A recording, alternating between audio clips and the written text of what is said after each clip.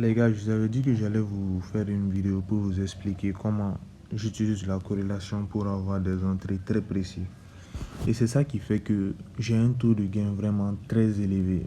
Ce n'est rien de sorcier, c'est juste l'application de connaissances. Là maintenant, regardez ça, c'est une opportunité que je voulais prendre ce matin. Je vais tout vous expliquer. C'est là, quand on regarde bien, ma stratégie avait déjà été respectée, en tout cas dans la majeure partie des cas. Il y avait déjà une chute de au moins 29%. Donc là, je comptais rentrer au niveau 1.99784. Mais là, je vais vous montrer pourquoi, au lieu de prendre un risque complet, je vais prendre un demi-risque. Et là, vous allez peut-être comprendre.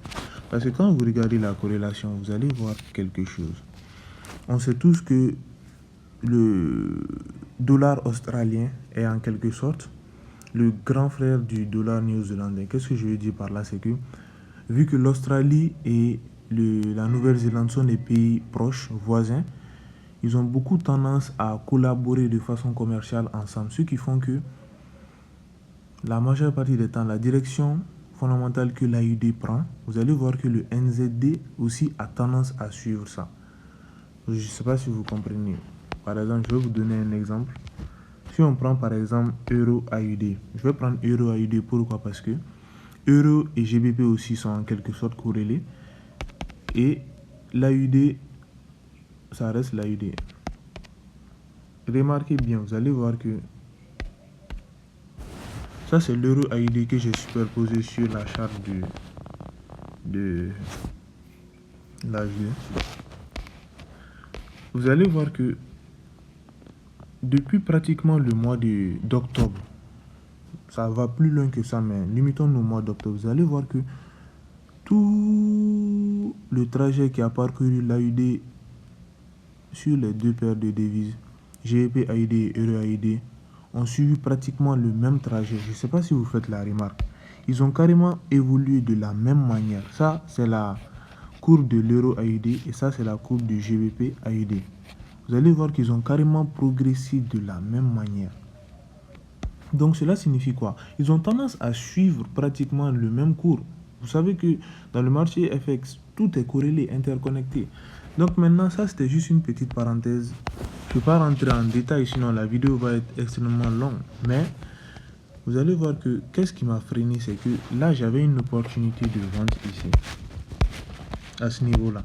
Mais si on part du principe que tout est réellement corrélé, si on vient sur l'Euro AUD maintenant, vous allez voir que l'opportunité de vente ne tient pas route.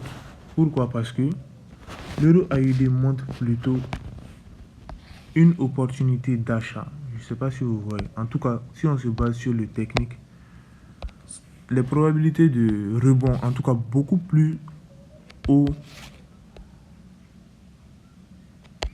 Ouais, on est sur une zone de support à ce niveau-là.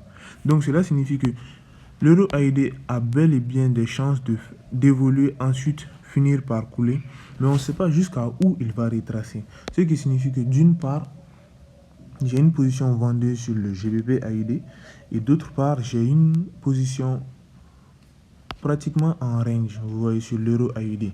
Ce qui fait que je reste un peu dans le flou. Maintenant, là où je vais me départager, c'est à quel niveau? Vous allez voir qu'ici, au moment où je fais cette vidéo, le GBP AUD a perdu moins 0,10%. Mais vous allez voir que l'Euro AUD a perdu que moins 0,01%. Mais il y a 30 minutes de cela, avant que je tourne cette vidéo, le GBP AUD avait progressé de moins 0,14% aujourd'hui. Tandis que l'Euro AUD était à plus 0,01. Cela signifie qu'il y avait une divergence entre le GBP AUD et l'Euro AUD. Ce que je veux dire par là, c'est que cette corrélation ne s'appliquait pas trop aujourd'hui dans l'unité de temps dans laquelle je trade. Donc c'est pour ça que là, je me dis que si la corrélation ne s'applique pas aujourd'hui, en tout cas ne se suit pas comme en H2, le graphique en H2 que j'avais posté il y a quelques minutes, cela signifie que peut-être mon trade GBP AUD aussi a des chances de pouvoir suivre cette différence-là. C'est pour ça que je vais toujours prendre l'opportunité, mais avec un risque réduit. Pourquoi? Parce que là, les confirmations ne sont pas à 100%. Ils ne sont pas là à 100%. Donc là, maintenant, au lieu de prendre un risque complet, je vais prendre un risque de soit 0,5 à 0,70. Maintenant, je vais vous montrer l'évolution du trade plus tard. Montrer une opportunité que j'allais prendre sur le cas de JPY, mais l'opportunité ne s'est pas présentée dans ma session de trading. Là, vous allez voir que si vous remarquez bien ici, vous allez voir que sur tous les 7 paires de devises où il y a le JPY, sur tous les 7 paires de devises, elles sont tous en train de partir à la hausse. Qu'est-ce que cela signifie concrètement? Ça signifie que le JPY est en train de se faire dominer, pas sur une, sur deux, mais sur toutes les 7 paires de devises. Vous voyez? Donc, par là, tu peux déjà comprendre que il y a un mouvement, soit fondamental, connu, ou bien un mouvement imprévu qui fait que le JPY est en train de perdre de la valeur. Je ne sais pas si vous voyez. Il faut aussi prendre en compte que le JPY est vraiment une devise utilisée, beaucoup utilisée pour le carry trading. Vous voyez. Donc par là, quand je vois que toutes les 7 paires de devises sont en train de partir à la hausse, par là j'ai déjà une idée que je dois acheter. Plutôt, je dois vendre le JPY. Je ne sais pas si vous comprenez.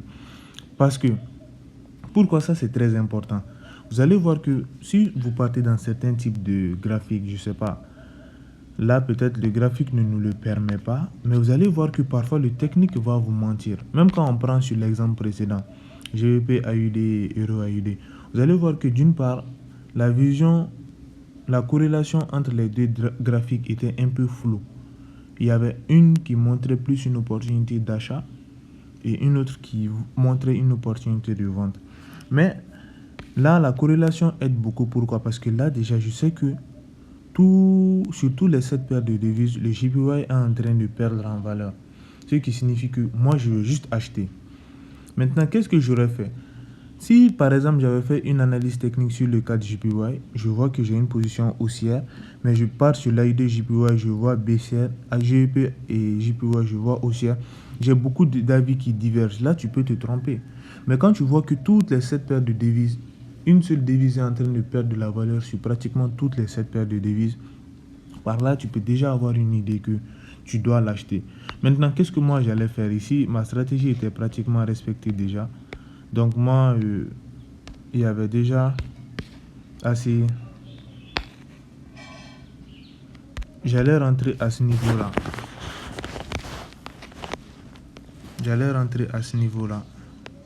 Et quand on regarde aussi les perspectives, vous allez voir que la majorité des traders sont en train de vendre. Ça, c'est une autre confirmation de plus pour acheter.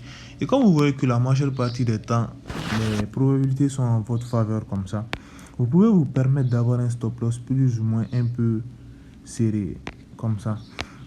Parce que là, et maintenant, en fonction de la qualité du mouvement, vous pourriez voir que c'est un mouvement très haussier, très impulsif, ou bien un mouvement plus ou moins moyen.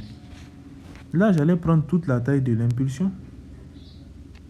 J'allais viser toute la taille de l'impulsion. Normalement, je devrais viser cette zone de médiane. Mais pourquoi je ne vais pas la viser? C'est parce que quand il y a une très forte impulsion comme ça, dans la majeure partie du temps, il y a aussi une très forte correction. Donc maintenant, est-ce que émotionnellement, j'allais être prêt à pouvoir encaisser toute cette correction, quitte à redonner pratiquement 4,4 R?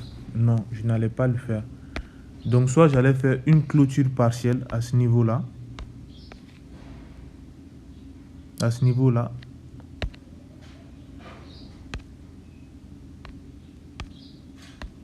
Soit j'allais faire une clôture partielle à ce niveau-là et viser tout la taille de l'impulsion, ou bien j'allais 100% sortir de cette opportunité. Vous voyez. Ça, c'est comme ça que j'allais aborder cette position en utilisant la corrélation. Mais l'opportunité s'est présentée à 1h30 et à 7h, je n'étais pas sur les graphiques. C'est pour ça que je n'ai pas pu la prendre. Mais si j'étais sur les graphiques, c'est comme ça que j'allais aborder cette opportunité.